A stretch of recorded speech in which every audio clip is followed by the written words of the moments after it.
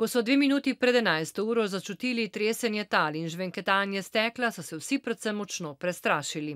Najprej smo nekaj pisali v zvezek, potem malo se je začelo tresti, potem še bolj smo vsi šli pod mizo, pa ven iz šole.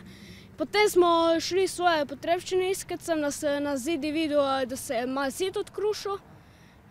In tako malo strah me je malo bilo tudi. Mi je moja prijateljica povedala, da bi jih malo pala, da bi jih pali dol z miz. Kar močan potresni sunek smo občutili in seveda takoj smo šli v evakuacijo. Malo pogledali, ampak kakšen omet, mogoče kakšna razpoka. Bolj strah, mislim, da je bil to strah za vse. Žarišče današnjega potresa z magnitudo 4,4 je bilo 20 km globoko in le nekaj kilometrov stran od Pivke, v bližini zaselkov Juršče in Palčje. Na občini so se takoj povezali s civilno zaščito in poskrbeli za varnost ljudi. Tako smo evakuirali obe osnovni šoli s podružnicama.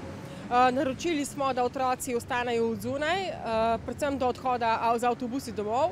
V tem času je tudi precej staršev odpeljalo svoje otroke domov. V vrtcu, ki je sicer novejše zgradbe, smo otroke pustili v notranjih prostorih, s tem, da smo pa povečali ekipo dežurnih vzgojiteljic. Prvemu najmočnejšemu sunku je sledilo še več šibkejših popotresnih sunkov. Trenutne posledice potresa na Pivškem pa so poleg strahu predvsem odpadel omet, popokane stene in manjše poškodbe na starejših objektih.